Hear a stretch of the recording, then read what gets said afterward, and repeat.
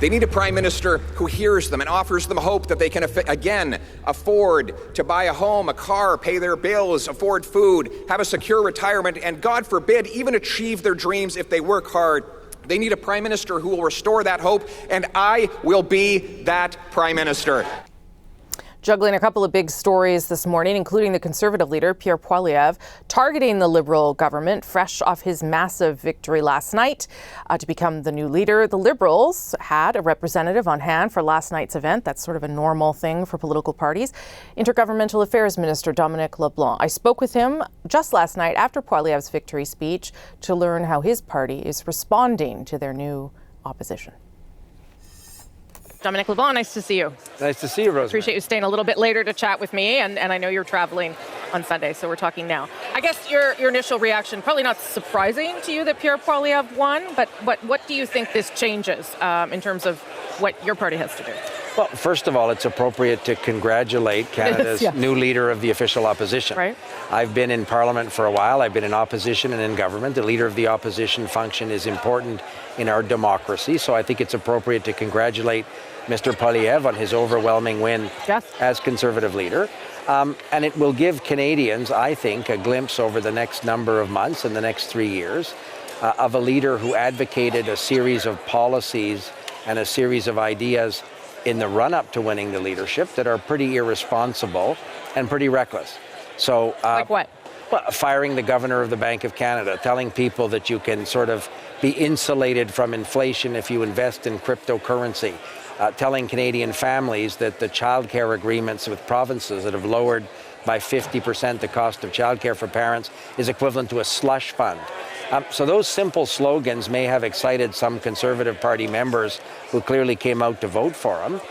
We'll see if Canadians warm up to what we think are ideas that frankly don't tell Canadians you're serious about building an economy that works for every Canadian. And those are the kind of things that we expect that Canadians will want their parliament to focus on. But his primary focus, and has been for some time, and certainly again tonight, has been that your government's not doing enough around affordability, that the Liberals have caused inflation. We can quibble over that. Obviously, it's a worldwide event, but he might be onto something in saying the government has not done enough to help people through an inflationary period. Well, so we certainly recognize the very real concern that Canadians have around the cost of living, around inflation, around the cost of food, around the cost of housing. So we don't minimize those concerns at all. In fact, we understand them, and we're working very hard on a series of policy measures. We've done a great deal already. We're prepared to do more. You'll see some additional measures over the coming months that we've been working on. But as I think you noticed, we've already done a number of things. But we don't diminish the real concern Canadians have, and we accept that should be the focus of the government. It shouldn't. But it hasn't been the focus. I think that's his point, right? Is that up until perhaps even as recently as the end of June, there wasn't actually a lot of things being talked about around inflation. Yes, there were measures that went into place that were already put in the budget. Indexing measures, basically, that already existed. But in terms of new measures, there really hasn't been anything. Well, and there will be more measures in the coming weeks, but we had also done a great deal over the last number of years. If it's on housing, if it's on childcare, as you say, in indexing a bunch of benefits that are important to people, increasing the old age security for seniors 75 years of age and older. So we have done a considerable amount, almost $9 billion of direct measures to support Canadian families since the last budget. But we're going to continue to do more. His speech tonight was, he spoke really directly and plainly to Canadians. Does that worry you that he's a good communicator? We don't underestimate, Rosemary, at all our adversaries in politics. I think if we're honest, a number of people around Mr. Harper underestimated the current Prime Minister, Mr. Trudeau, and I think a number of previous Liberal leaders perhaps underestimated Mr. Harper. Certainly, I think some of the people who worked with Mr. Mulroney underestimated Jean Chrétien. Sure. So I think that we should take seriously the concerns that Canadians have. Mr. Poilievre will have to explain why his ideas are not reckless and irresponsible, and in fact offer serious solutions to serious problems, but a real debate of ideas with a new leader of the opposition and of the Conservative Party. The Conservative Party has played a big role in the politics of our country since Confederation. So this is a moment for all of us to focus on those issues that matter to Canadians, and we hope that Mr. Poilievre will work with us in those regards. I want to end on the Queen because, of course, everyone knows that your father was a Governor General. You lived at Rideau Hall, and I'm pretty sure you met the Queen. So I just wanted your reflections on how you're remembering her in terms of her role in your life and your family's life.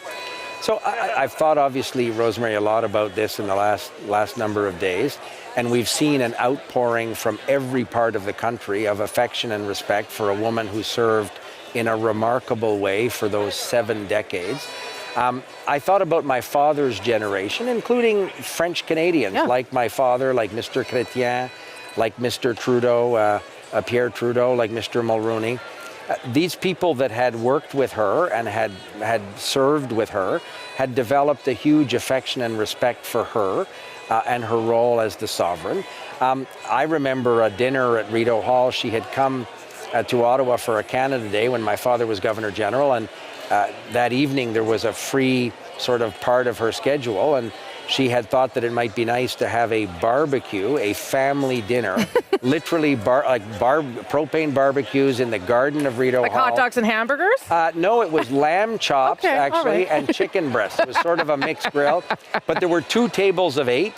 The Duke of Edinburgh was at one table. Her Majesty was at another table. I sat with Mr. Chrétien, who was then Prime Minister, and the Queen. And Mr. Chrétien was showing her his famous Shawinigan handshake, where he took somebody by the neck on Flag Day at a protest. And he was using me as the dummy to show the Queen how you sort of hold the person by the neck and move them out of the way. So it was a very light, very sort of cheerful moment. The Queen thought that Mr. Chrétien was very funny. But what was interesting is the conversation at the table where she was asking a series of questions about Canada, about different regions of the country. A great deal of the conversation was in French.